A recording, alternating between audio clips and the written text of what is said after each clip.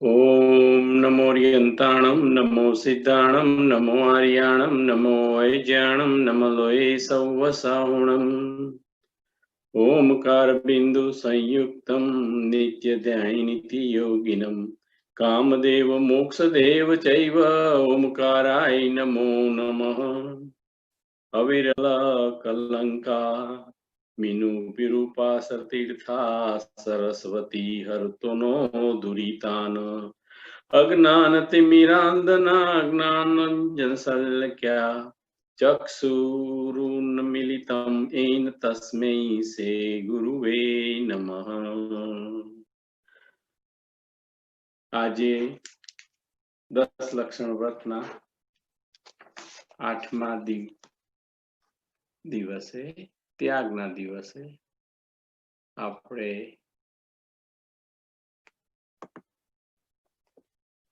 અધ્યાય તત્વસૂત્રનો અધ્યાય 8 નો કરીએ છીએ પૂજા।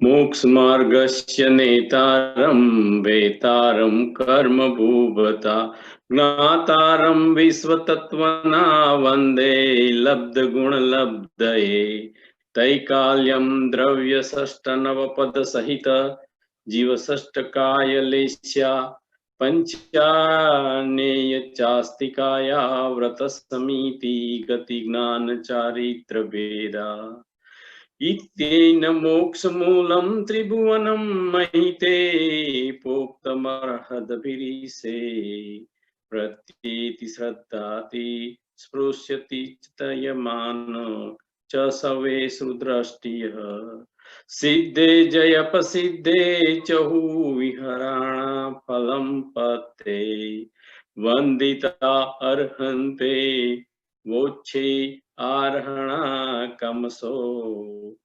उज्जवणमुज्जवणैणवण सहाणच्चैण शरणं दशणमणाणं चरितं तवाणमणाणभणीया आस्त्रौ निरोध संवरम सगुप्ति समिति धर्मानुप्रेक्षा परिश्चय चारित्रे तपसानि जराय संयोग निग्रहो गुप्ति ईर्यापा स्तण दानिक से पोतक्षर मितय उत्तम क्षमा मार्दव आर्जव सत्य शौच संयम तप त्याग आंकिंचन ब्रह्मचर्याणि धर्म अनित्य शरणं संसारे कत्या नात्यासु तव स्त्रौ संवरम निर्जरा लोक बुद्धि दुर्लभ स्वाखात्यायनु चिंतनम प्रेक्ष मार्काचवन निर्जरथा परिशोध्या परिसह सुप्तिपसा शीतोषदन समक नाग्नराति स्त्रीचर्या निषिदा शय्याकोश वध याचना लाभ रोग तृष्णा स्पर्श मल सत्कार पुरस्कार प्रज्ञाना दर्शनानि सूक्ष्म संपार्य स्वच्छदाति वितराग योस्त चतुर्दश एकाजिने बादर संपराये सर्व ज्ञान वर्णो प्रज्ञाने दर्शन मोहंतरा ययोर दर्शन लाभी चारित्र मोहना गणरात रति स्त्री निषदा कोश याचना सत्कार पुरुषकरा वेदनीय शेष एकादयोपाज्या युगपदे कस्मिनो विसंति समाइक्षे दोपस्थापना परिहारी विशुद्ध सूक्ष्म संपारया यथात खातमिति चारित्रम अनसनावमूर्यदं वृत्ति परिसंखान रस परित्याग विविसक्त श्यान कया क्लेश बाह्य तप प्रायश्चित विनय वैयावृत्ति स्वाध्याय विसर्ग ध्यानानुयंतरम नव चतुर्दश पग्न दिभेदा यथाकम प्रज्ञातानंत आलोचना प्रतिक्रमण तद्भय विवेक व्युसर्ग तपछेद परिहारो परस्थापना ज्ञान दर्शन चारित्रोपचारा आचार्यो उपाध्याय तपस्वी शैष्य क्लान गण कुल संग साधु मनोज्ञानम वाचना पुच्छना नेक्ष्णु धर्मोपदेश ब्राह्मण भरंतरुक्तो उत्तम सहनस्य काग्र चिंता निरोधानान्मुर्हात कांत्र रुद्र धर्म शुक्लानि परे मोक्ष हेतु आर्त मनोज्ञ संप्रयोग तदिप्रयोग स्मृति समान वहार विपरीत मनोज्ञस्य वेदानास्य निदानं च त्वदरित देश विरित प्रथम सयांतानु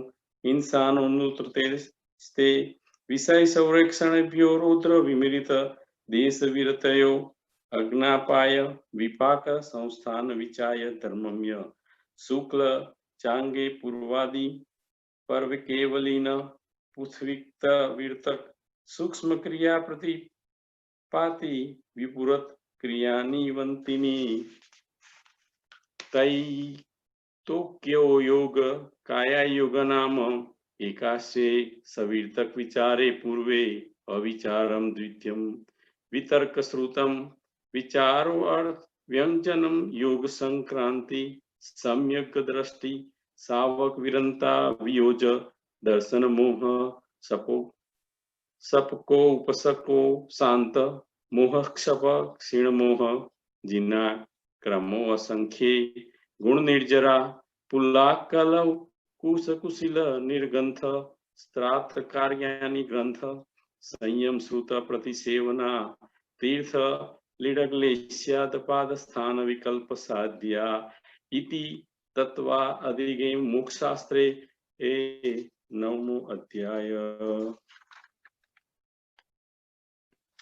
मिथ्या दर्शन विरत प्रमाद कसाय योगान बंध हेव सकास्या जीवो कर्मणे योगात् उद्गलान्तदते समदरा प्रकृति स्थितानुभाग प्रदेशास्त्रज्य अग्नो ज्ञान दर्शन वर्ण वेदनीय मोहनीयानुर्म गोत्रा अंतराय पक्षनव द्रष्टा विसन्ति चतुर्विधि चतुर्दिशम पग्न भेदा यथाक्रम मति श्रुतावधि मन पर्यै केवलानम चक्षुरक्षवि यदि केवलाना निंद्रा निंद्रा निंद्रा प्रचला प्रचला प्रचला सत्यानुगृहस्य सदसेव दर्शन चारित्र मोहनीय कसाय कसाय वेदनी आख्याय स्त्रीगणेव षोडश वेद सम्यक्त मिथ्यात्व तद भयान कसाय कसायो हास्य रत्यरति शोक भय जुगशास्त्री पुनः पुस्तक वेदा अनंत बंध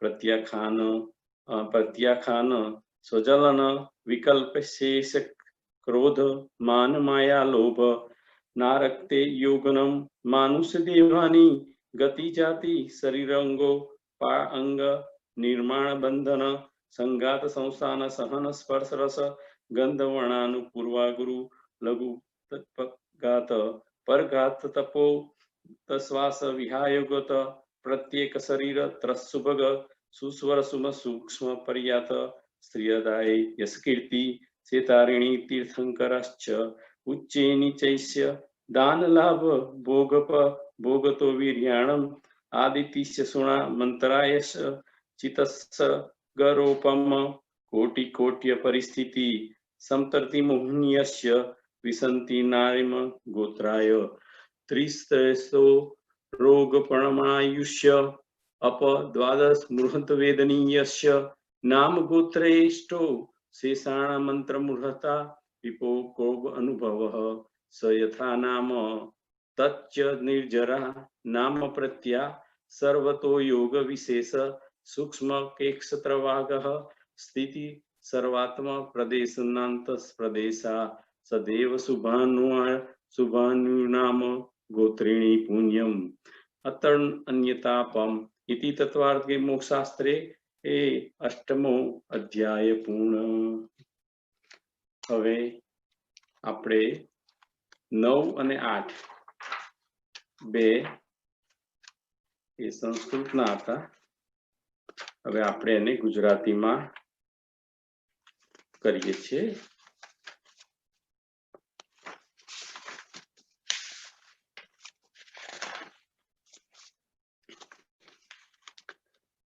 8મો અધ્યાય મિથ્યાત્વ, અવિરત પ્રમાદ, કસાય, યોગ એ 5 બધાના કારણ છે.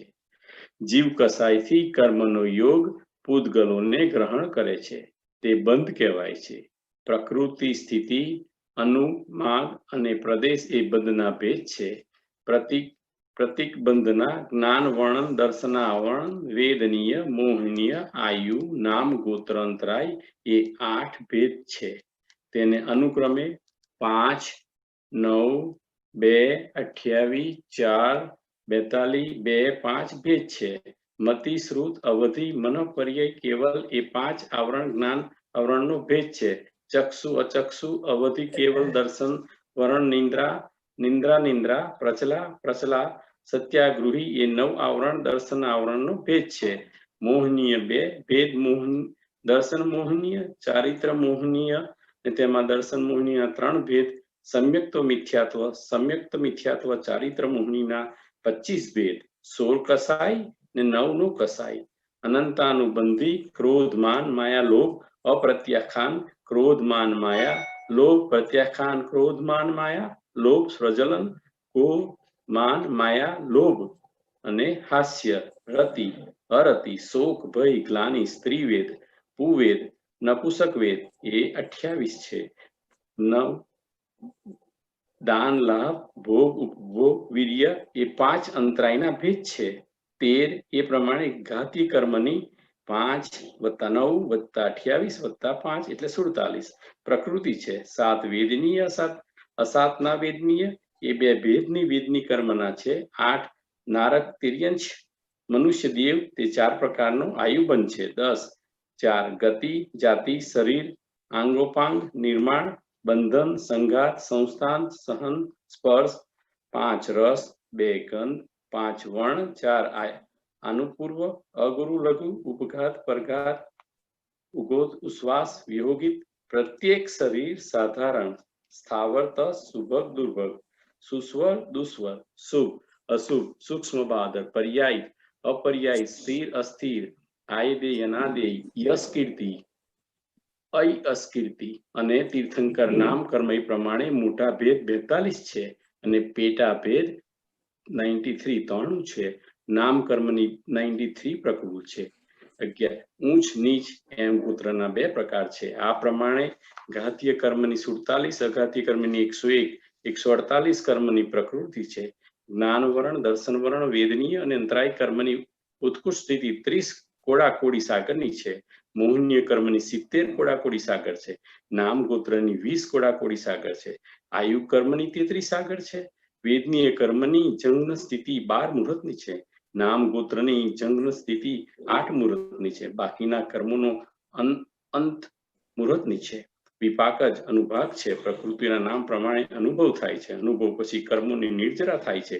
જ્ઞાનવાણી કર્મોની પ્રકૃતિના કારણભૂત સમસ્ત ભાવોમાં આ બધા સમયમાં મન, વચન, કાયની કૃપા યોગથી આત્માના સમસ્ત પ્રદેશોમાં સૂક્ષ્મ તથા એક ક્ષેત્રવાહ રૂપે જે સ્થિતિ અનાર્થ કર્મ પૂતગલ પ્રદેશ છે તેને પ્રદેશ બંધ કહે છે. 7 વેદનીય, શુભાયુ, નામ ગોત્ર તે પુણ્યતિથિ છે. બાકીની પ્રાપ્ત પ્રકૃતિ છે. ઇતિ તત્વા ગુર્જરે ભાષમાં 8મો અધ્યાય. 8 પૂરા. જય जिनेन्द्र. डॉक्टर जय जिनेन्द्र. जय जिनेन्द्र. जय Jinendra.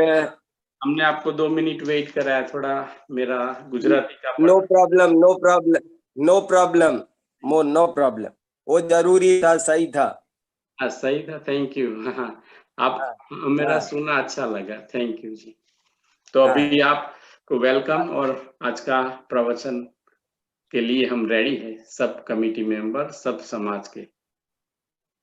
Very good, very good. हम स्वाध्याय स्टार्ट करते हैं. हाँ जी. Thank you.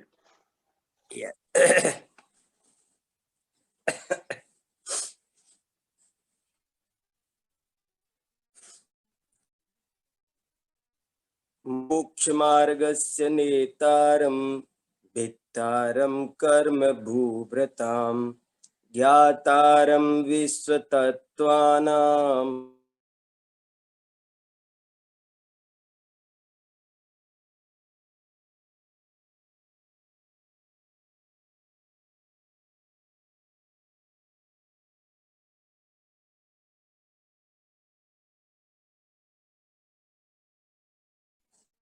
धर्मः सर्वसुखाकरो हितकरो धर्मं बुधाश्चिन्वते धर्मेणैव समाप्यते शिवसुखम् धर्माय तस्मै नमः। धर्मान्नास्त्यपरं सुरद्भवव्रताम् धर्मस्य मूलं दया धर्मे चित्तमहं दधे प्रतिदिनं हे धर्म मां पालय हे धर्म मां पालय। कमठे च धर्णेन्द्रे च सोचितं कर्म कुर्वती प्रभुस्तुल्यमनोवृत्तिः पार्श्वनाथ जिनोस्तु नः। बोलो 10 लक्षण महापर्व की जय। उत्तम त्याग धर्म की जय। 10 लक्षण महापर्व का आज 8वां दिन आ गया है। देखो कैसे तेजी से दिन बीतते जा रहे हैं। पिछले 7 दिनों में हमने उत्तम क्षमा, उत्तम मार्गव, उत्तम आर्जव, उत्तम शौच, उत्तम सत्य और उत्तम संयम और उत्तम तप धर्म का विस्तार से स्वरूप समझा। अब आज हम उत्तम त्याग धर्म का क्या स्वरूप है इसे शांति से समझेंगे। टॉपिक बहुत ही इम्पोर्टेंट है। ये जो 10 धर्म है इनको अगर कोई समझ ले तो उसका जीवन बहुत पवित्र हो जाएगा, लेकिन सही समझना जरूरी है। देखो भैया, जैन धर्म एक साइंस है, एक विज्ञान है और इसको समझना जरूरी है। बिना समझे विशेष लाभ नहीं होता। जो समझता है उसी को विशेष लाभ प्राप्त होता है। थोड़ा बहुत तो सबको मिल जाता है, लेकिन ऐसे ही यदि इसका असली फायदा उठाना है तो हमको थोड़ा गहराई में जाकर थोड़ा पढ़ना चाहिए, थोड़ा पूछना चाहिए, अपने नोट्स बनाने चाहिए।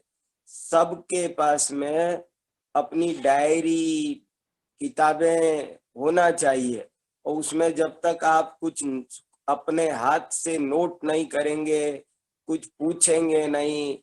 स्वाध्याय भी 5 तरह का है: वाचना, प्रच्छना, अनुपेक्षा, आमनाय, धर्मोपदेश। ये सब जब हम करेंगे तभी हमको स्वाध्याय का असली फल मिलेगा। इसलिए ये 10 दिन का काम नहीं है केवल कि हम केवल 10 दिन 10 लक्षण में आ गए, पूजा कर लिया, थोड़ा व्रत कर लिया और हो गई जैन धर्म की आराधना। ये तो मामूली बात है।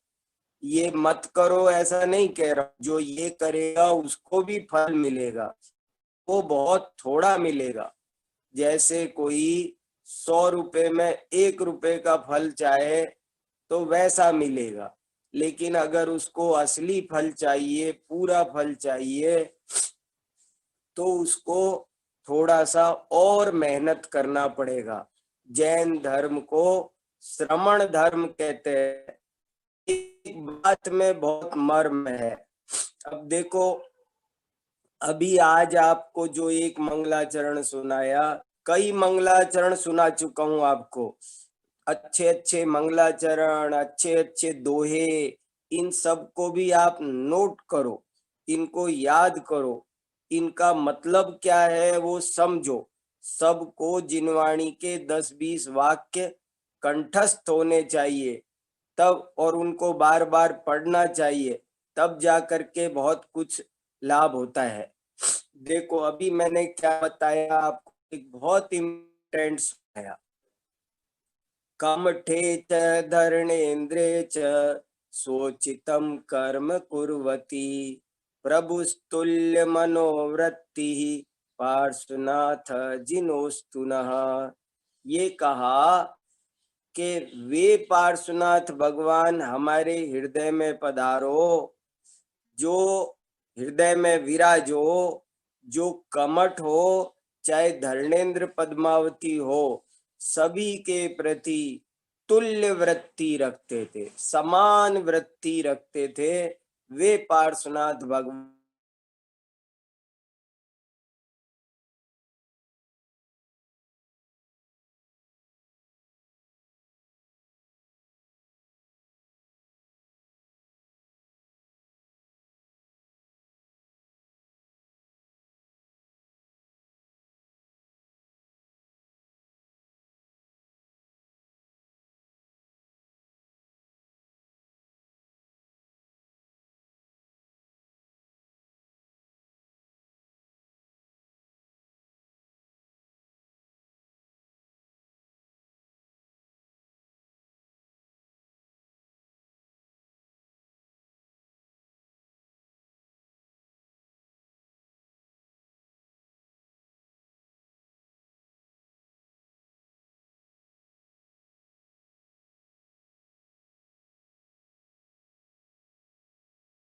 का उदय और एक होता है पाप का बंध। एक पाप का उदय और एक पाप का बंध। पाप का उदय तो सब चाहते हैं, सबको उदय की फिक्र है। पुण्य के मामले में भी हम सब क्या चाहते हैं, जरा सोचो। हम सब ये चाहते हैं कि हमारे जीवन में हमेशा पुण्य का उदय रहे, पाप का उदय कभी भी ना आए। ऐसा हम उदय तो सब चाहते हैं, लेकिन बंद की ओर हमारा ध्यान नहीं जाता है, जबकि बंद की ओर ध्यान जाना चाहिए। अभी आप बंद तत्व का अध्याय पढ़ रहे थे ना, मुझे अच्छा लग रहा था। नितिन भाई बहुत अच्छा सुना रहे थे बंद तत्व का प्रकरण, कैसे कैसे किस कर्म की कितनी स्थिति प्रकृति क्या। बहुत जरूरी है वो समझना भी, तत्वार्थ सूत्र भी। तो उसमें कहा है कि बंद पर ध्यान दो, उदय पर ध्यान देते रहते हो, लेकिन उदय पर ध्यान मत दो, बंद पर दो। क्यों? उदय पर ध्यान देने से कोई फायदा नहीं। उदय तो वैसा ही होगा जैसा पहले हम बंद कर चुके हैं। उदय तो वो है जो हम पहले बांध चुके हैं। जो पहले बांधा है वो उदय में आता है। उसमें किसी का कोई पुरुषार्थ नहीं चलता, उसमें कुछ पुरुषार्थ नहीं चलता। लेकिन बंद की ओर ध्यान देना चाहिए, क्योंकि जब हम बंद की ओर ध्यान देंगे तो हमारा पुरुषार्थ वहां चलता है। हमारे हाथ में है कि हम बंद पाप का करें या पुण्य का करें या ना करें। ये सब हमारे हाथ में है, कम करें ज्यादा करें, वो सब हमारे हाथ में है। इसलिए बंद पर ध्यान दो। और इस टीका में बहुत बढ़िया ढंग से ऐसा समझाया कि देखो, पार्श्वनाथ भगवान, बहुत बढ़िया सीन है कि पार्श्वनाथ भगवान पर उपसर्ग हो रहा है, कमठ उपसर्ग कर रहा है, समझो। वो सीन देखो, अपनी आंखों से कल्पना करो कि पार्श्वनाथ भगवान पर उपसर्ग हो रहा है, कमठ उपसर्ग कर रहा है। तो कह रहे हैं कि देखो, इस समय पार्श्वनाथ भगवान के तो क्या चल रहा है, पाप का उदय, तभी तो उन पर उपसर्ग हो रहा है। और कमठ का क्या चल रहा है, पुण्य का उदय। कमठ का पुण्य का उदय चल रहा है। क्यों? क्योंकि देखो, वो पार्श्वनाथ पर उपसर्ग कर रहा है, लेकिन फिर भी पार्श्वनाथ कोई प्रतिक्रिया नहीं कर रहे हैं। ये एक बड़ी बात है। आप किसी कमजोर व्यक्ति पर भी कोई उपसर्ग करें, कोई उसको कष्ट दे, तो वो प्रतिक्रिया करेगा। तन से नहीं कर पाएगा, तो मन से करेगा, लेकिन जरूर करेगा। वो अगर कमजोर होगा तो वो मन ही मन आपको कुछ कुछ कुछ कुछ कहेगा, मन में बद दुआ देगा।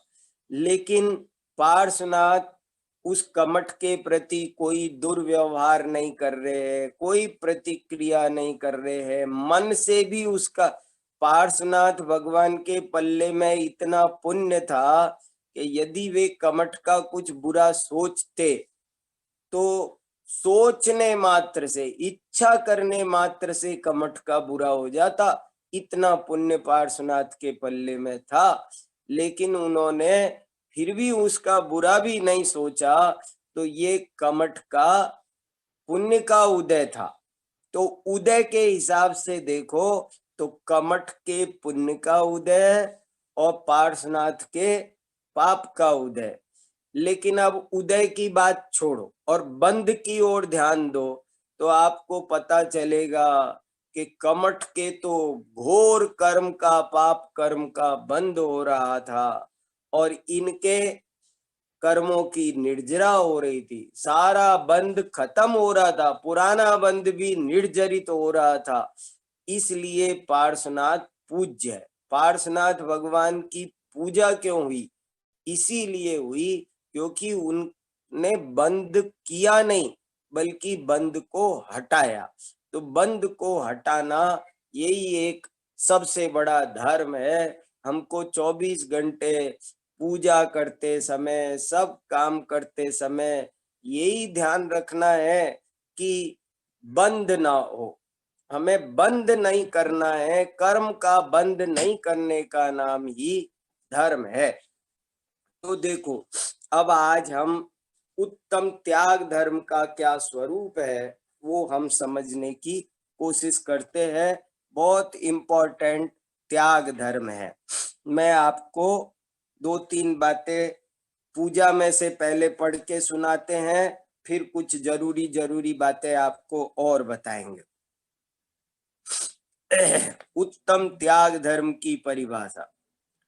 दान 4 प्रकार, 4 संग को दीजिए, धन बिजुली उनहार, नर बबला हो लीजिए। क्या कहा? दान 4 प्रकार का है और चतुर्विध संग, मुनि, आरिका, श्रावक, श्राविका। देखो, दान सबको दिया जाता है।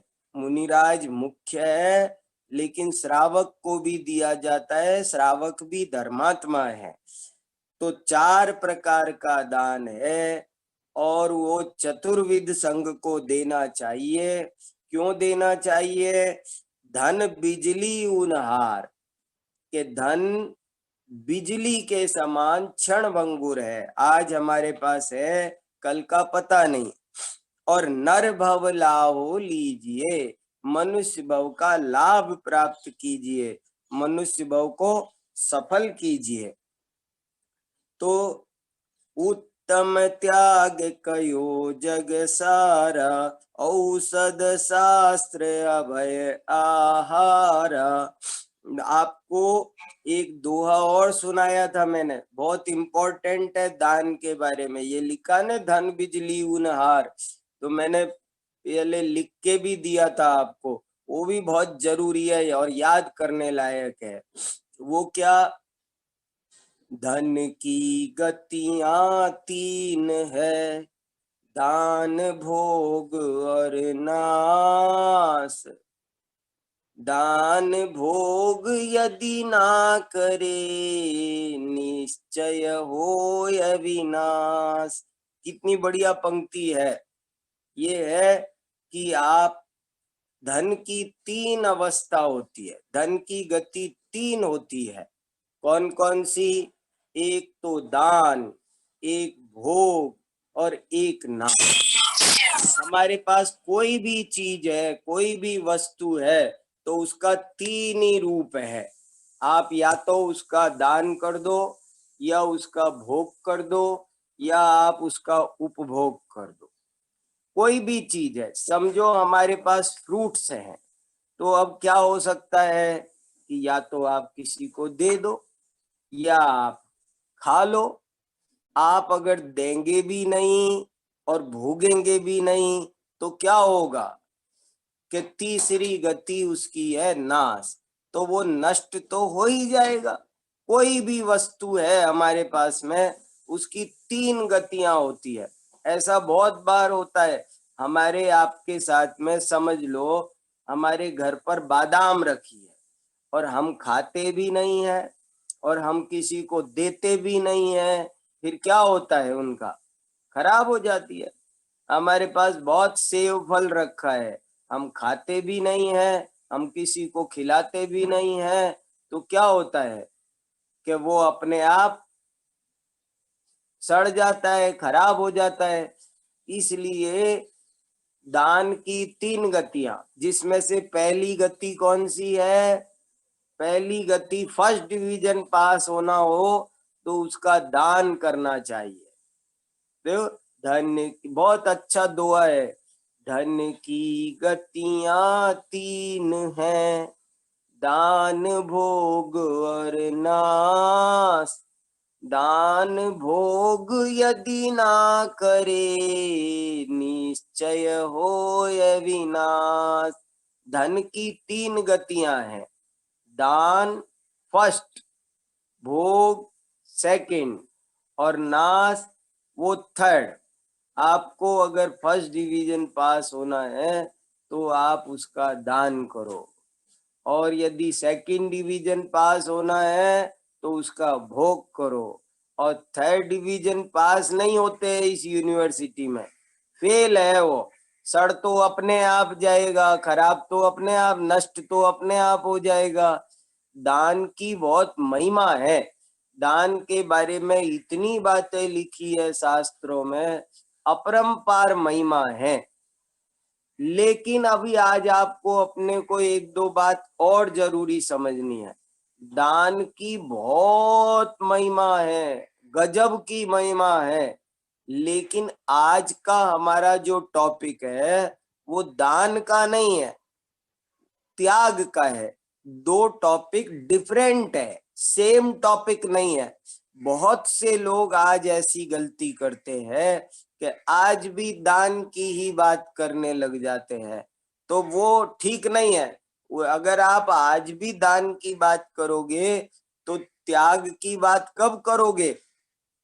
और बहुत से लोग तो आज दान की भी बात नहीं करते, बल्कि केवल चंदा देने की बात, चंदा लेने की बात करते हैं।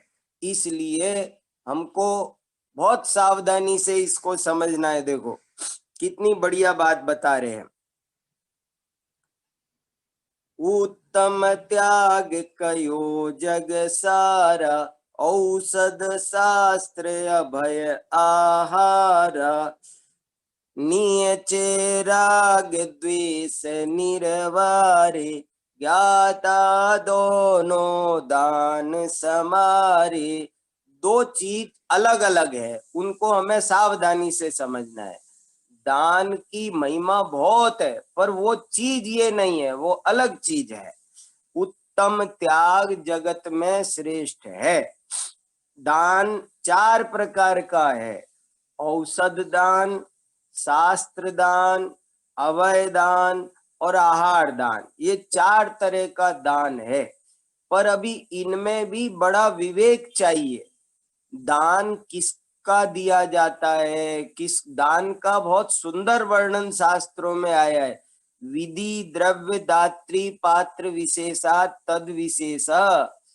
दान कौन देगा, किसको देगा, कैसे देगा, क्या देगा, चार चीज है वो। आप गलत वस्तु देंगे तो दान नहीं है, आप गलत भावना से देंगे तो भी दान नहीं है, आप गलत व्यक्ति को देंगे तो भी दान नहीं है। दान देने के लिए देने की भावना भी सही होनी चाहिए। बहुत से लोग, ज्यादातर लोग केवल मान के लिए, अभिमान के लिए, अपना अहंकार पुष्ट करने के लिए दान देते हैं, कोई भी ध्यान नहीं रखते हैं, अशुद्ध वस्तु का दान देते हैं, वो सब दान नहीं है। मान लो औषध दान देना है, तो ये तो देखो, जिसमें हिंसा हो वो औषध दान नहीं दे सकते, जिसमें हिंसा हो ऐसा आहार दान नहीं दे सकते।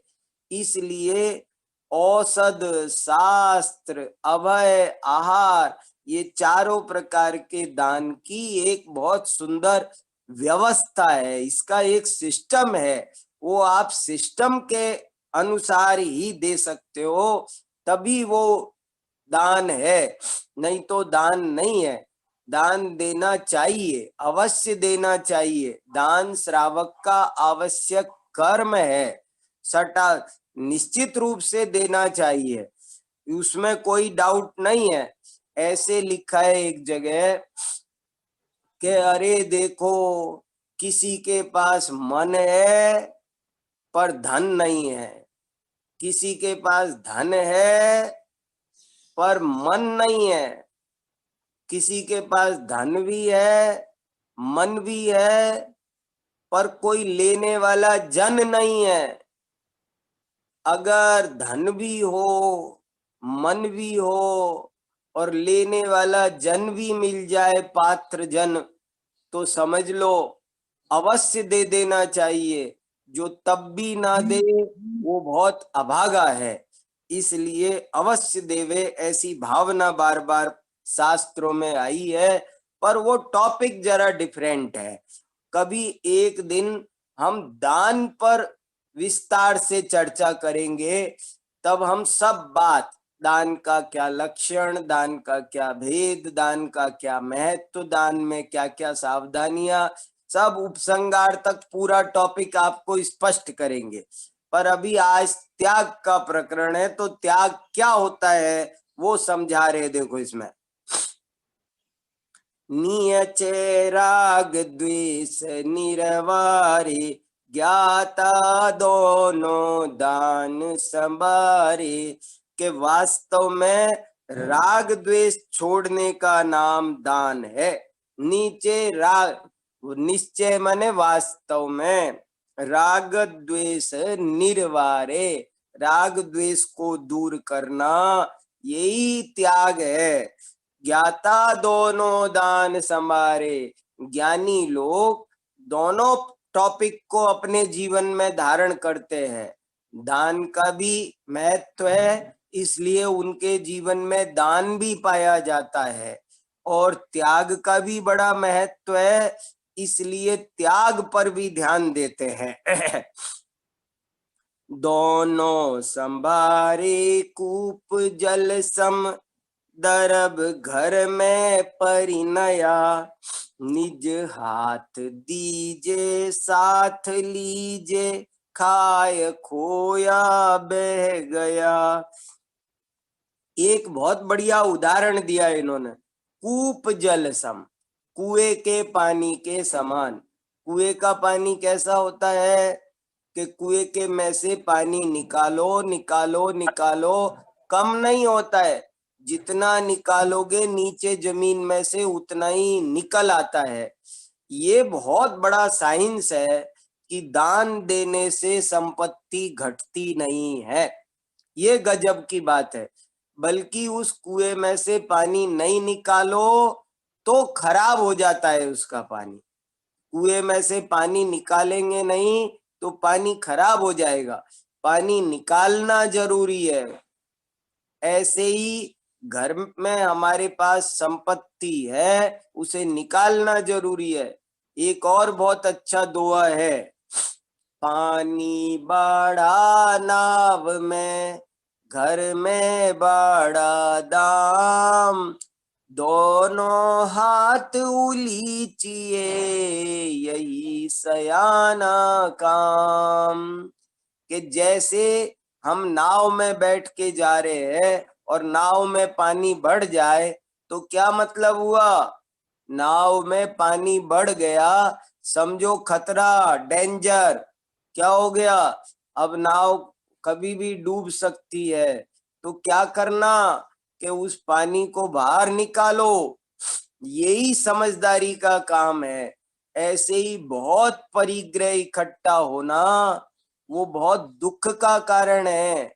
बहुआरंभ परिग्रह त्वम नारकस्य, ज्यादा परिग्रह आकुलता का कारण है। परिग्रह को पाप कहा है, तो इसलिए हमको उसे देना ही चाहिए। तो कुएं के पानी के समान ये धन घर में आया है भैया, इसे देओ, और नहीं तो ये नष्ट तो हो ही जाएगा। धन की गतियां तीन है, दान भोग और नाश। दान भोग यदि ना करे, निश्चय होय विनाश। देखो और कितना बढ़िया लिखा आगे, धनी साधु शास्त्र अभय दिवैया, त्याग राग विरोध को, बिन दान श्रावक साधु दोनों लहे नाई बोध को। वे साधु धन्य है। साधु चार तरह का दान नहीं देते हैं, दो तरह का देते हैं। औषध दान और आहार दान साधु कैसे करेंगे, इसलिए उनके पास में दो दान कहे हैं। कौन कौन से? ज्ञान दान और अभय दान। और त्याग क्या करते हैं? राग विरोध, विरोध माने द्वेष, राग द्वेष का त्याग करते हैं। और बिना दान के श्रावक और साधु दोनों को ज्ञान की प्राप्ति नहीं होती है। ये इसका मैंने आपको जो रोजाना हमको अर्थ पढ़ना होता है वो मैंने अभी आपको पढ़ के सुनाया। लेकिन अब कुछ बहुत इंपॉर्टेंट बात अब शुरू करता हूं। देखो हम ऐसा समझते हैं कि दान करो यही त्याग धर्म है, और आज के दिन सब जगह मंदिरों में लोग दान मांगते हैं और देने वाले दान देते हैं और समझ लेते हैं कि हमने आज त्याग धर्म की आराधना कर ली। ऐसा बहुत होता है। लेकिन भैया वो टॉपिक न्यारा है, ये टॉपिक न्यारा है। दान देने का नाम त्याग नहीं है। पहले तो ये आप अच्छे से सावधानी से सब लोग समझो कि चीज न्यारी है भैया, वो चीज नहीं है। देखो कैसे, अगर ये दोनों एक चीज होती, सेम चीज होती, अगर दान और त्याग सेम बात है, सेम है, तो पर्यायवाची है, सिनोनिम्स है, तो क्या होगा? आप चार प्रकार के दान आपको बताए, उनमें दान जैसे वाटर, जल, नीर, पानी, ये सब सिनोनिम्स है। एक की जगह दूसरा लगाओ तो फर्क नहीं पड़ता है।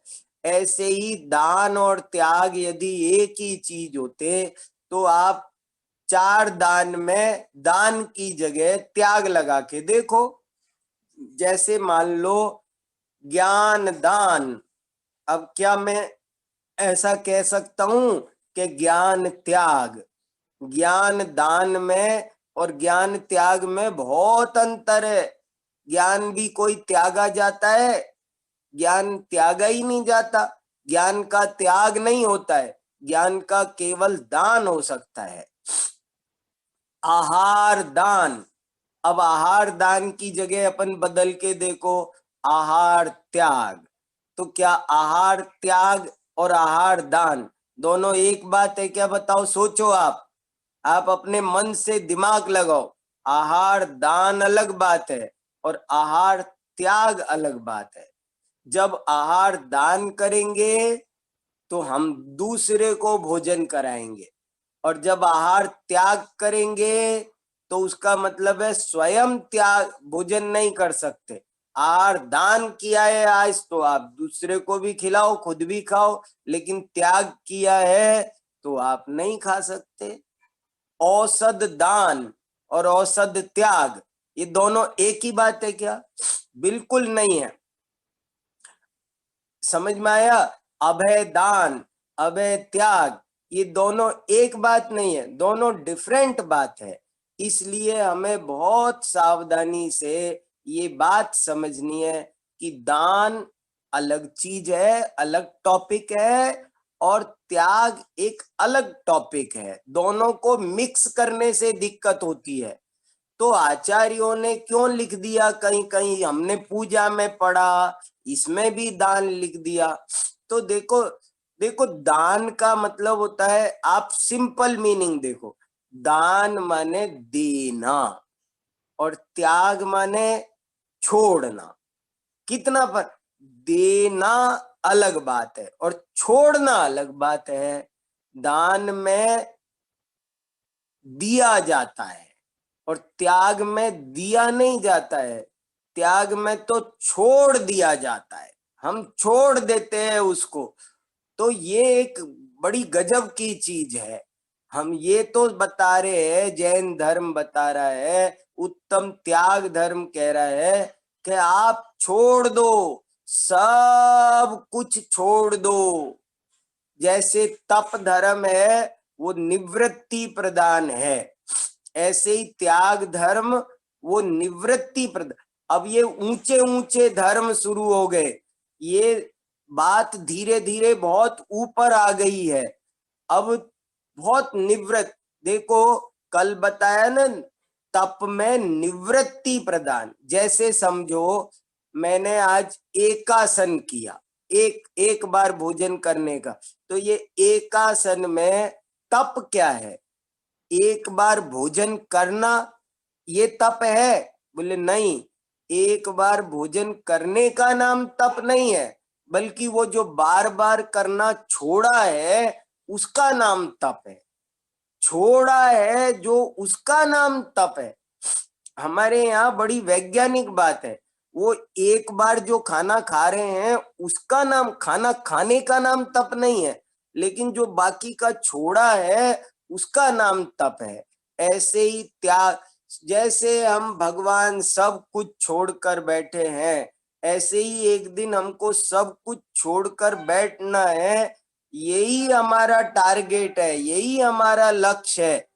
इसलिए हमको त्याग का स्वरूप अलग समझना है। त्याग माने छोड़ना, दान माने देना। लेकिन क्या होता है, मैंने इस पर भी सोचा कि दान की बात क्यों की गई, आखिर क्या कारण है? तो कारण ये है कि सीधे त्याग कई लोग नहीं कर पाते हैं, तो उनको दान के रास्ते से त्याग के रास्ते पर पहुंचाया। जैसे एक होती है डायरेक्ट फ्लाइट और एक होती है इनडायरेक्ट, गैप करके, ब्रेक दे करके।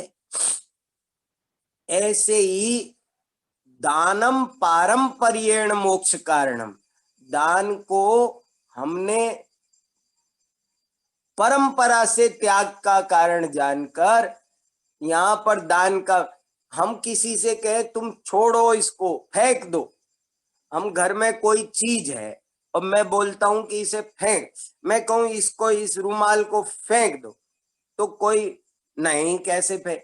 अच्छा किसी को दे दो, तुम अपने दोस्त को दे दो, अपने स्टूडेंट को दे दो, हाँ दे सकते हैं। तो हम किसी चीज, कई बार हम चीजों को छोड़ नहीं पाते हैं। कई बार क्या होता है कि जैसे मान लो हमारा आज उपवास है और हमको कहीं से लड्डू का, मिठाई का डिब्बा मिला, तो अब हम छोड़ते नहीं है, ले लेते हैं, जबकि आज उपवास है, लेना भी नहीं चाहिए, लेकिन हम ले लेते हैं। और अब सोचते हैं अब क्या करें, तो किसी को दे देते हैं।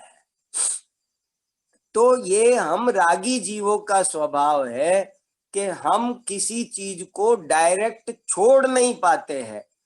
हमारे पास में कोई भी वस्तु है, कीमती है, हम उसका भोग नहीं करेंगे, लेकिन हम किसी को दे देंगे उसे, तो दान तो हो जाएगा उसका। फिर दान करते करते हमारा मोह कम होगा और हम एक दिन त्याग भी कर देंगे। इसलिए आचार्यों ने दान की चर्चा की है त्याग के प्रकरण में।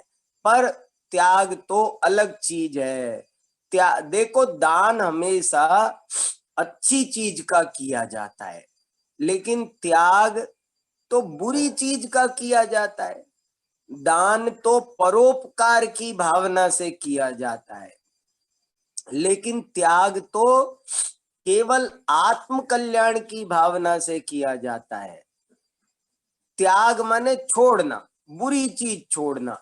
तो वास्तव में लिखा नहीं इसमें साफ साफ, नियचे राग द्वेष निरवारे, निश्चय से राग द्वेष को छोड़ना, यही उत्तम त्याग धर्म है। आज हमको इस बात पे चिंतन करना चाहिए कि राग द्वेष क्या होता है।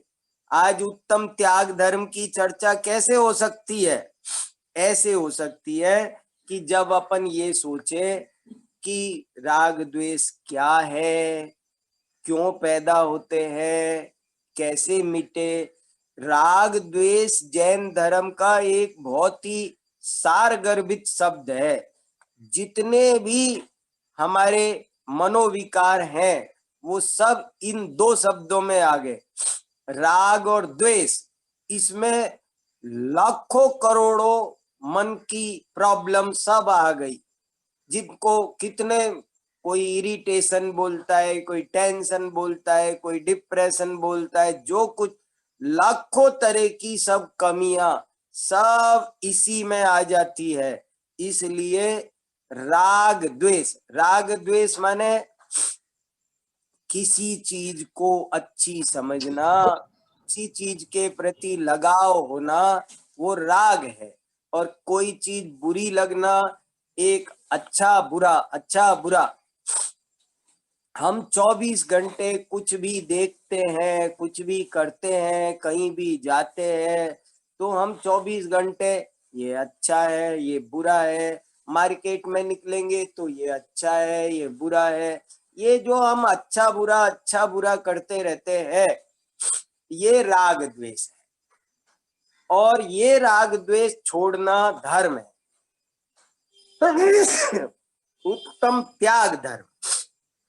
एक पंचाध्यायी नाम का शास्त्र है, उसमें एक बहुत अच्छा वाक्य आता है, वो मुझको बहुत पसंद है और त्याग धर्म के दिन तो खासकर वो याद आता है। क्या है वो वाक्य? ज्ञानात त्याग, त्यागात शांति। छोटा सा वाक्य है पर याद रखने लायक है। क्या कहा? ज्ञानात त्याग, त्यागात शांति। ज्ञान से त्याग होता है। त्याग कब हो सकता है? जब ज्ञान होगा। ज्ञान नहीं होगा तो त्याग नहीं हो सकता। क्या बुरा है, क्या भला है, वो पता होना चाहिए। ज्ञानात त्याग, ज्ञान से त्याग होगा। त्यागात शांति, त्याग से शांति होगी। त्याग करने से क्या होता है? हम हल्के हो जाते हैं। जैसे सिर पर बोझा रखा हो और उतार के रख दो तो क्या होता है? हम हल्के हो जाते हैं। ऐसे ही त्याग कर, हमने बहुत सारी टेंशन ऐसे ही सिर पर ले रखी है, ये अच्छा है, ये बुरा है। देखो, एक आदमी, एक रुई का व्यापारी था, रुई धुनने वाला। उसका रुई का काम था, रुई को साफ करना, रुई को धुनना गद्दे के लिए। एक व्यापारी था, वो रुई धुनता रहता था, मजदूर। और वो गांव में रहता था, पूरे गांव वालों की रुई खुद ही धुनता था। एक दिन वो कलकत्ता घूमने गया, और जब कलकत्ता घूमने गया तो वहां रुई का बहुत, रुई माने समझे आप कॉटन मार्केट में गया। कॉटन मार्केट में गया तो वहां पर बहुत कॉटन थी। तो उसने देखा इतनी कॉटन, इतनी रुई, मुझे इतनी रुई धोनी पड़ेगी, क्या होगा मेरा। वो टेंशन हो गया उसको, बहुत डिप्रेशन में आ गया। और वहां से लौट के जब नगर में आया अपने गांव में, तो आने के बाद भी वो नॉर्मल नहीं हुआ। वो सोचने लगा, हाय इतना सारा कॉटन आएगा मेरे पास में, मुझे उस सब का सबको धुनना पड़ेगा, मैं कैसे करूंगा। वो बहुत चिंता में हो गया, उसको बहुत चिंता हो गई। और चिंता सबसे बुरी चीज है, चिता से भी बुरी चीज होती है चिंता। वो चिंता हो गई उसको। तो क्या हुआ कि वो डिप्रेशन में रहने लगा। और डॉक्टर आए, देखा, चेकअप किया, कोई खराबी नहीं निकली। बाद में एक साइकोलॉजिस्ट को बुलाया गया। साइकोलॉजिस्ट ने उसकी काउंसलिंग की और वो समझ गया कि क्या मामला है। उसने समझ लिया कि ये वो रुई मार्केट में, कॉटन मार्केट में गया था और उससे इसको टेंशन हुआ है। तो उसने एक दिन अखबार सामने लेकर के उसके बैठ गया और उससे अखबार में पढ़ा, कलकत्ता के रुई बाजार में भयंकर आग, सारी रुई जलकर खाक। ऐसा उसने सुना। तो सुना तो उसकी सारी चिंता दूर हो गई। बोला, क्या जल गई सारी? और वो खुश हो गया, नॉर्मल हो गया। ऐसे ही हमने बहुत जो चिंताएं अपने सिर पे रख रखी है, मैं नहीं हूं तो दुकान कैसे चलेगी, मैं नहीं हूं तो घर कैसे चलेगा, ये सब चिंता छोड़ने का नाम त्याग धर्म है। आपको त्याग धर्म का स्वरूप समझ में आया? चिंता छोड़ो, क्रोध, मान, माया, लोभ, इनको छोड़ने का नाम त्याग धर्म है। राग द्वेष को छोड़ने का नाम त्याग धर्म है। हम सोचते हैं कि जैसे वो कुत्ते की कहानी आती ना, कि एक कुत्ता बैलगाड़ी के नीचे चल रहा था और समझ रहा था कि मैं बैलगाड़ी को चलाता हूं, पर वो नहीं चला रहा था बैलगाड़ी को, तो बैल चला रहे थे। पर वो समझ रहा था कि मैं चला रहा हूं। एक बार वो रुका तो गाड़ी भी रुक गई, तो उसको और भ्रम पक्का हो गया कि मैं गाड़ी चलाता हूं, पर वास्तव में वो नहीं चला था। बाद में फिर एक बार गाड़ी चल दी और वो रुका रह गया, तब उसको समझ में आया कि गाड़ी मैं नहीं चलाता हूं। ऐसे ही हमने सोच रखा है, मैं ऑफिस चलाता हूं, मैं घर चलाता हूं, हम कुछ नहीं करते। देखो, ये उत्तम त्याग है, उत्तम त्याग। उत्तम त्याग क्यों है? सम्यक दर्शन के साथ होगा, बिना सम्यक दर्शन के नहीं होगा। ज्ञानात त्यागः, त्यागात शांति। ज्ञान से त्याग होगा और त्याग से शांति होगी। आप ज्ञान करोगे तभी त्याग कर पाओगे। सम्यक दर्शन की बहुत महिमा आई है। किसी दिन, एक दिन हम सम्यक दर्शन पर 1 घंटा चर्चा करना चाहिए कि सम्यक दर्शन क्या है, क्यों धर्म का मूल सम्यक दर्शन है। जैसे सम्यक दर्शन का महत्व कितना बताया, देखो कि जैसे कोई व्यक्ति 0 0 लिखे और फिगर ना लिखे 1 2 3 4, तो उस 0 की क्या वैल्यू है? वो 0 है। और यदि 1 लिखकर फिर 0 लिखे तो उसकी वैल्यू है। फिगर हो तो 0 की वैल्यू है, और फिगर नहीं हो तो 0 की कोई वैल्यू नहीं है। एक है तो 0 की वैल्यू। ऐसे ही सम्यक दर्शन है तो हमारा सब धर्म ध्यान काम का है। और सम्यक दर्शन नहीं हुआ तो जैसे बच्चे गुड्डे गुड़िया का खेल खेलते हैं, वैसा ही ये धर्म खेल मात्र है। इसलिए सम्यक दर्शन क्या है वो समझना जरूरी है। ये जैन धर्म की आत्मा है। सबसे पहले मिथ्या दर्शन छूटता है। मिथ्या दर्शन माने उल्टी मान्यता, सम्यक दर्शन माने सच्ची मान्यता। और वो सब कैसे जाती है? स्वाध्याय से जाती है।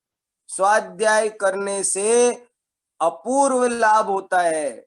हम समझते हैं कि दुनिया में वो अच्छा है वो बुरा है, तो हमको राग द्वेष होता है।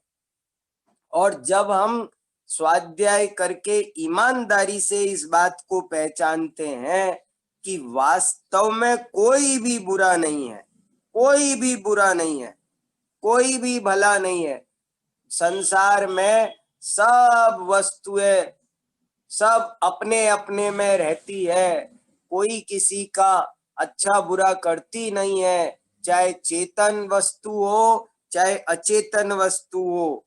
इसलिए शास्त्रों में, ऊंचे ऊंचे शास्त्रों में समय सार में ऐसा लिखा है, णाणम पच्चखाणम। बहुत ऊंची बात लिखी। क्या लिखा? त्याग किसको कहते हैं? तो लिखा कि ज्ञान का नाम ही त्याग है। आपको स्वयं और पर का भेद ज्ञान हो जाए, इसका नाम त्याग है। हमको क्या होता है? ज्ञान नहीं। पर वस्तु को जब हम अपनी मानेंगे तो हम छोड़ भी नहीं पाएंगे। हम पर वस्तु को कब छोड़ेंगे अच्छे से? जब हम उसको पर की मानेंगे, तभी हम उसको अच्छे से छोड़ पाएंगे, नहीं तो हम छोड़ भी नहीं पाएंगे। इसलिए सब तरह के विकल्प छोड़ो। देखो, इच्छा छोड़ो, चिंता छोड़ो। क्या करते हैं भगवान?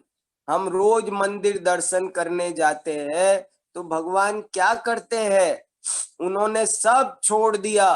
कैसे पद्मासन लगा करके वे बैठे हैं। चलना छोड़ा, देखना छोड़ा, सुनना छोड़ा, सोचना छोड़ा। ये है असली त्याग धर्म। असली त्याग धर्म क्या है? सब कुछ छोड़ देने का नाम ही वास्तव में त्याग धर्म। अपना खजाना हमको मिल जाएगा। जब हमने फालतू की चीजें ले रखी है तो हमको अपना खजाना नहीं मिल रहा है। हम आत्मा को नहीं पहचान पा रहे हैं। आत्मा को पहचानने का नाम धर्म है। आत्मा में अपने जो अनंत गुण भरे हैं उनको पहचानने का नाम उत्तम त्याग धर्म है। ये सब बहुत आध्यात्मिक धर्म है। और पहले ये सबको आती थी। एक दुआ है ना, कला बेहतर पुरुष की जिनमें दो सरदार, एक जीव की जीविका एक जीव उद्धार। भले 72 कलाएं हैं, लेकिन उनमें से दो बहुत इंपॉर्टेंट है। एक अपनी आजीविका की कला और एक हमको अध्यात्म विद्या जरूर आनी चाहिए।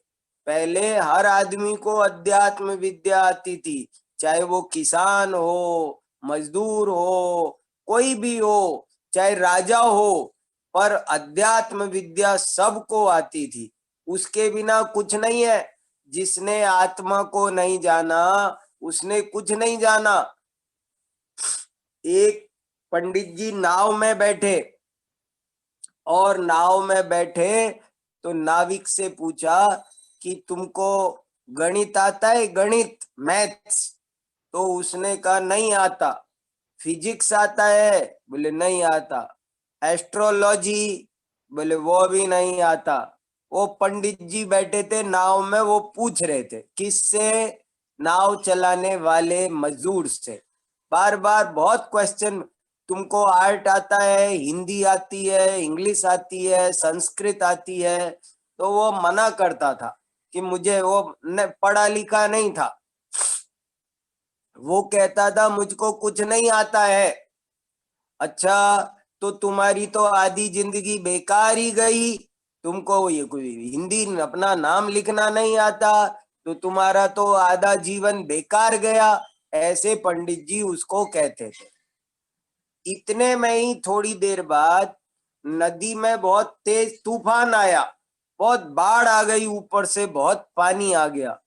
पानी आया तो वो जो नाव चलाने वाला मल्लाह था, उसने पंडित जी से पूछा कि पंडित जी, आपको तैरना आता है, तैरना?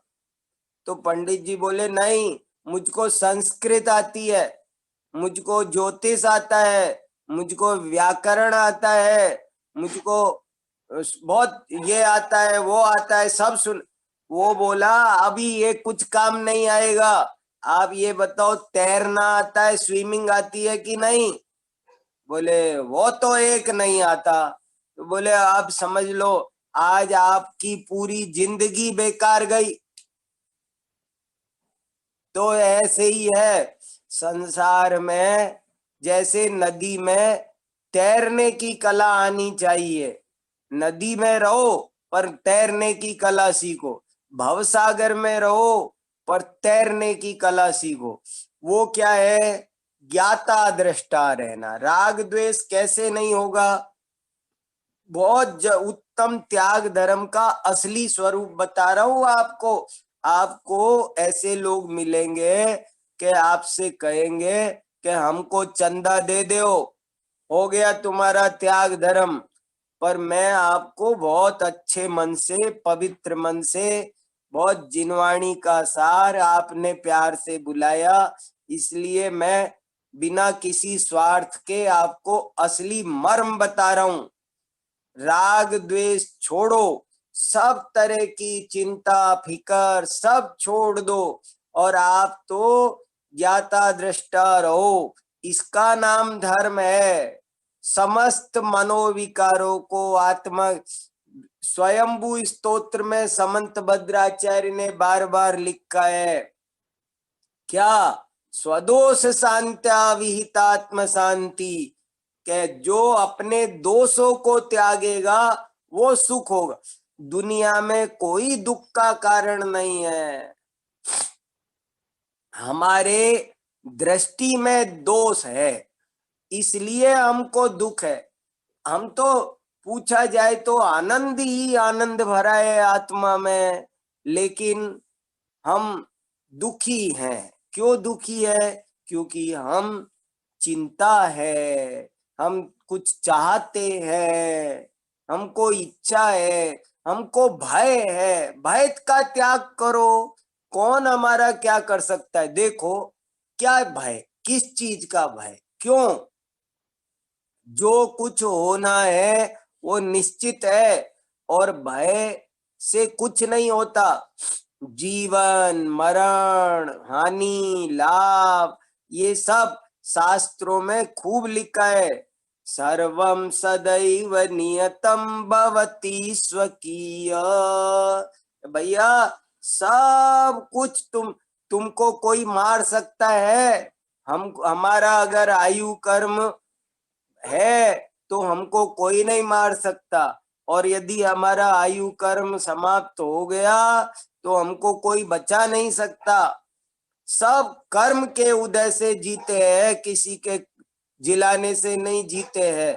सब अपने भाग्य का खाते हैं। इसलिए कोई तरह की चिंता, कोई तरह की इच्छा, कोई भी तरह का भय, किसी को अच्छा बुरा मानना, ये सब बैड हैबिट्स है। और इन सब को आज छोड़ दो। संपूर्ण राग द्वेष को छोड़ दो। मिथ्यात्व का त्याग कर दो। त्याग कर दो माने फेंक दो, छोड़ दो। ये देने की चीज भी नहीं है, ये किसी को देने की चीज नहीं है। हम किसी को, ज्ञान का दान हो सकता है लेकिन राग द्वेष का दान नहीं हो सकता। ये तो छोड़ने ही है। इसलिए हमको इन सब को छोड़ने का जो अभ्यास करना है, राग द्वेष को कम करने की जो हमें प्रैक्टिस करनी है, इसका नाम उत्तम त्याग धर्म है। अब आपको कल जो 2-3 प्रश्न थे वो मैं जरा सा उनका उत्तर भी दे देता हूं, जरूरी है। आज का मंत्र ये है, ओम ह्रीं श्री उत्तम त्याग धर्मांगाय नमः। ओम ह्रीं श्री उत्तम त्याग धर्मांगाय नमः। ओम ह्रीं श्री उत्तम त्याग धर्मांगाय नमः। कल 2-3 बहुत अच्छे अच्छे आपने प्रश्न पूछे थे, मैं उन प्रश्नों का भी उत्तर देना चाहता हूं। देखो, एक तो ये पूछा था आपने कि 7 दिन में कौन से 7 रस छोड़ते हैं, तो हमने सब फिर से वो जो 1-2 जगह भूल रहे थे वो भूले बिना अब आपको बताते हैं फाइनल। कल हमने इस पर 2-3 विद्वानों से मैंने रस परित्याग नाम का तप क्या होता है चर्चा भी की और मैंने पढ़ा भी, और बहुत नई नई बातें समझ में आई। देखो, पढ़ते हैं तो बहुत ज्ञान बढ़ता है सही बात समझ में आती है। रस परित्याग व्रत का मतलब क्या होता है, तप का क्या मतलब होता है, तो कई बातें आई, वो बताता हूं आपको। इसमें 7 दिन का 7 जो परंपरा अभी चल रही है वो ये है कि रविवार को नमक छोड़ते हैं, सोमवार को हरी छोड़ते हैं, मंगलवार को मीठा छोड़ते हैं, बुधवार को घी छोड़ते हैं, गुरुवार को दूध छोड़ते हैं, शुक्रवार को दही छोड़ते हैं और शनिवार को तेल छोड़ते हैं। ये क्रम परंपरा में अभी चलता है। पर हमने देखा शास्त्रों में भगवती आराधना मूलाधार मूलाचार उसमें देखा तो वास्तव में ये 7 दिन के 7 रस हमने बना रखे हैं, उन्होंने तो 6 रस होते हैं ये देखो, अब हरी हरी कोई रस है क्या? हरी कोई रस नहीं है। ये चीजें हमने ऐसे ही 7 चीजें भोजन की मुख्य मुख्य चीजें, मीठा तो एक रस है, नमक एक रस है, लेकिन वास्तव में एक दिन कसायला, एक दिन, ये 6 दिन के 6 रस है। और 6 दिन ही नहीं, आप किसी भी दिन कोई भी रस छोड़ सकते हो, ऐसा लिखा है। कोई नियम नहीं है कि आप रविवार को ही नमक छोड़ोगे, आप सोमवार को भी नमक छोड़ सकते हो और 2 भी एक साथ छोड़ सकते हो। तपस्वी की बात है, कोई ऐसा, कितने ही लोग क्या करते हैं कि आज नमक का त्याग कर दिया, तो आज ऐसा भोजन बनाते हैं कि जिसमें नमक ही ना डले। आज खीर बनाएंगे, हलवा बनाएंगे, क्योंकि उसमें नमक डलता ही नहीं है। तो ये तो ये बहुत गलत बात है। इच्छा का निरोध होना चाहिए ना, इसलिए ये इम्पोर्टेंट बात है। इसलिए कभी कभी कोई तपस्वी नमक भी छोड़ देता है और मीठा भी छोड़ देता है, दोनों छोड़ता है ताकि मन मजबूत होना चाहिए। तो कैसे भी करके छोड़ सकते हैं, बात है मन ठीक करने की, इच्छाओं का निरोध करने की। और कभी कभी कभी एक साथ 6 रस भी छोड़े जा सकते हैं, लेकिन जीवन पर्यंत नहीं छोड़े जाते, ये लिखा है।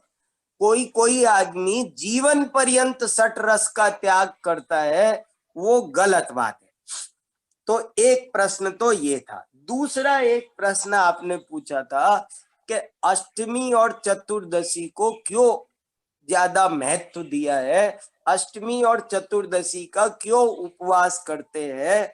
तो मैंने, परंपरा से तो चलता ही है, बहुत सारी बात है, पर कल मैंने दिन में बहुत स्वाध्याय किया और देख करके मेरे को कई बात मिली इसमें। वो क्या मिली, एक सकल कीर्ति आचार्य हुए हैं, ये किताब है, इस किताब में सकल कीर्ति का श्रावकाचार, इसमें 3 श्लोक आए हैं। वो श्लोक में क्या लिखा है आपको सुनाता हूं।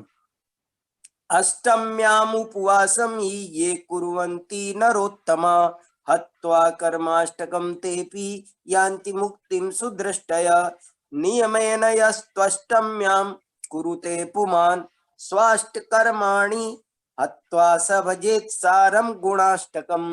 ये लिखा है कि अष्टमी का उपवास इसलिए करते हैं ताकि 8 कर्मों से रहित होने का, मुक्ति का जो हमारा टारगेट है वो हमको बराबर ध्यान में रहे। साफ साफ मूल शास्त्र में लिखा हुआ है, पुराना शास्त्र है और उसमें ये लिखा है। देखो जैन धर्म में मूल काम है 8 कर्मों को अष्ट कर्म देना है धूपम, तो बोले अष्टमी का इसलिए कि हमें अष्ट कर्म नष्ट करने हैं। चतुर्दशी वाला क्या कहते हैं देखो, वो भी एक श्लोक आप सुनो। प्रोसदम नियमेनैव चतुर्दश्याम करोति यः चतुर्दश गुणस्थानानि अतीत्य मुक्तिमाप्नुयात्। के साफ साफ लिखा 29 नंबर का श्लोक है, पेज नंबर 372। जो चतुर्दशी के दिन नियम पूर्वक प्रोसदोपवास करता है वह 14 गुण स्थानों को पार करके मोक्ष में जा विराजमान होता है। 14 गुण स्थान, चतुर्दशी का 14 गुण स्थान, अष्टमी का 8 कर्म। तो ये बहुत खास बात हो गई।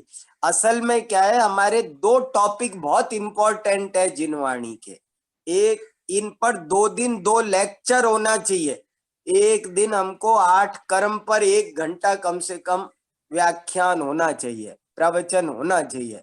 ऐसे ही एक दिन 14 गुण स्थान, इस पर एक प्रवचन होना चाहिए कम से कम 1 घंटा।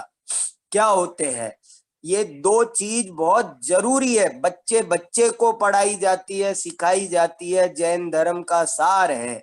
तो हमारे आचार्यों ने अष्टमी और चतुर्दशी इसीलिए बनाई है कि आपको हर हफ्ते याद आना चाहिए कि मुझे 8 कर्म नष्ट करने हैं। अष्टमी आ गई, मुझे अष्ट कर्म नष्ट करने हैं। चतुर्दशी आ गई, मेरे को 14 गुण स्थान पार करने हैं। अभी मैं पहले गुण स्थान में हूँ, मुझे चौथे में जाना है। अब मैं चौथे में आ गया, अब मुझे 5वें में जाना है। अब मैं 5वें में आ गया, अब मुझे 6ठे में 7वें में जाना है। ऐसे गुण स्थान की बात और अष्ट कर्म को नष्ट करने की बात कभी भी भूलो मत, इसलिए अष्टमी और चतुर्दशी है, ऐसा इसमें लिखा है।